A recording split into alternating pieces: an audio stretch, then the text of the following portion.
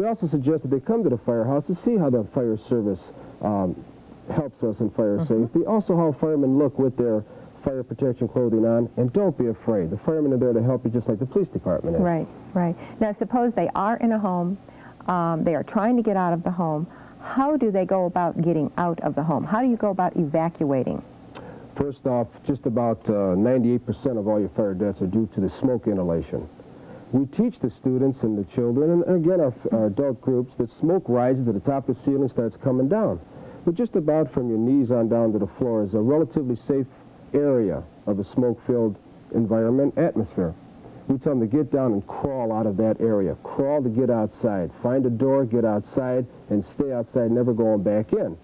And we teach our adults to practice with the children at home. Now this is a realistic type slide here that shows smoke. For this slide here, showing the room full of smoke. But we can practice at home just by putting a sheet over and telling the children we have to get low and crawl out of that area. And that's something, too, I think babysitters should be aware of as well, to practice this type of thing so they can handle that situation. That's correct, just for anybody that's involved in a smoke-filled atmosphere. Okay. Now, suppose we don't have to worry about the smoke, or maybe we've conquered that, but we can't get to a door. How do we get out? Okay. Doors are our only way out of a house, right? That's correct. Or am I setting you up for something here? Go ahead. There's other means available to get out of the house. Needless to say, the windows. Windows, right. And we have to have a predetermined plan, a pre-plan at home. Just like we teach the schools to put on their fire drills, they have a plan to get out of the school, we have to have a plan at home. If the door is blocked, we teach them to get out of the window, how to crawl out of the window properly. If the window's on the second floor, how to utilize a roof ledge that may be underneath that particular window. If not, how to have an escape ladder, an approved escape ladder to crawl right out of the window, climb yourself down to safety. All of these programs are conducted in school, also in our adult programs. Okay. Now, certainly fire is something we need to be fearful of, but it's also something that's very useful for us as well. It's a good tool for us. We need to use it. How do we go about teaching our children how to use fire? We teach the children the good fire versus the bad fire. What is a good fire? A useful way of using it.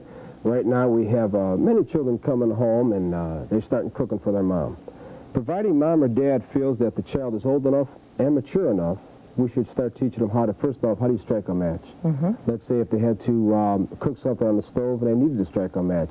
Or how to light candles on a birthday cake, let's say.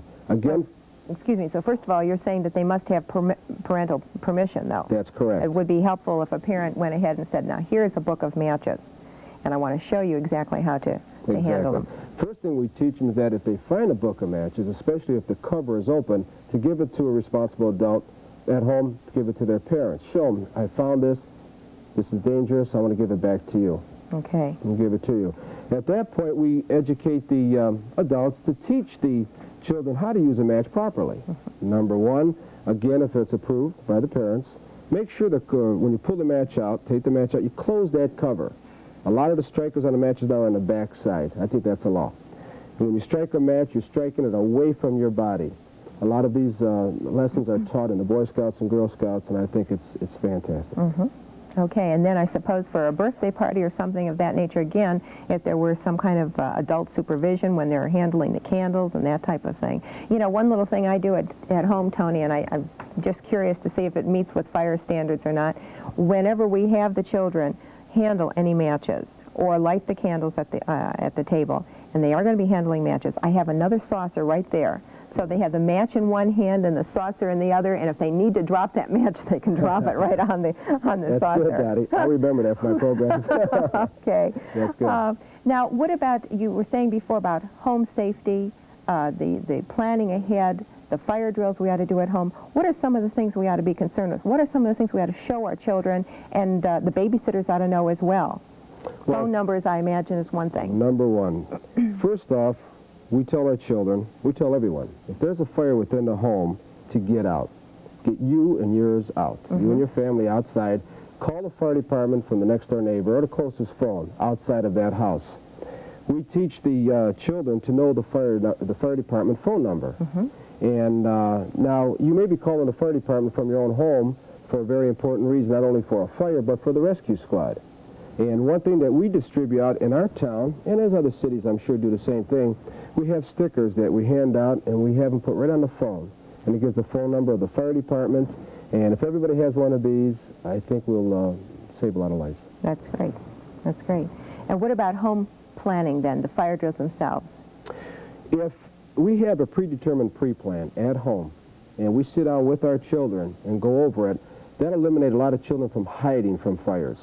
They already have it in their mind what to do in case of an emergency, how to get out of the house. I know where to go. I'm not afraid. I have confidence. We should sit down with our children, and the one thing you want to put down in your pre-plan is no matter where you are in a home, there's 2 different ways out of that location in case of a fire. If this area is blocked, we know we can go this way. If that area is blocked, we know to go that way.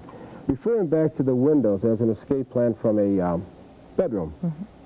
Right now with the wintertime coming, we're all installing these type of windows that are very tight, which is good, energy savers.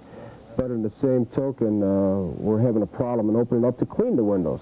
So how do we expect the children to get through those windows? In case of an emergency, In case of an emergency. So let's make sure these windows are readily openable. You're able to open them real easily and perform the safety for the children. Real good. Now, they've been selling smoke detectors for the last several years like crazy. Are they really of any value? Probably the best thing that was ever put on the market for fire safety. Real good. In the schools, we have the fire drill, the fire bell to tell us to get out. At home during the day, chances are we'd either see the fire, smell the fire, probably even hear it crackling within the walls if that be the case. But when we're sound asleep at night, we need that fire bell. We need that early warning device, and the smoke detector gives us that safety. With me, I brought along 2 different types of smoke detectors that you're able to purchase in any of the stores. Number one, we teach the adults is make sure it's an UL approved smoke detector. In other words, it was tested for what she was manufactured for. 2 different types you can buy is one is an ionization chamber, works on a low amount of radiation. According to the manufacturers and testing agencies, it's not harmful to the humans. Second type of smoke detector is a photoelectric type smoke detector, and it works on electricity, called hardwired. It's wired right in with the current of your home, within the walls. It's always on. They started this type here, the hardwire, figuring if you should forget to put your battery back in, this is always on. But one thing to consider when you're purchasing one of these, that it's not connected to any switch that you could turn it off when you walk out of that room. But if it's hardwired right into the current of the house, it should stay on. Okay, real good. Well, I don't know about you folks at home, but I've learned a lot about fire safety today, and I think some of the things we've talked about are things that are really important as far as babysitters go. And I think Lieutenant Colova probably could be reached at the Garfield Heights Fire Department, which the phone number is 475-1212. Okay, and he could probably be reached there for the Garfield Heights area to go ahead and give a talk in regard to fire safety to any of the groups there that would wish to have him come. And I'm sure, Lieutenant Colova, would you be available for any kind of consultation for some of our other franchise areas in the Space Cable family? That's correct. Good. Okay, well, we hope we've provided you with some information on fire safety today.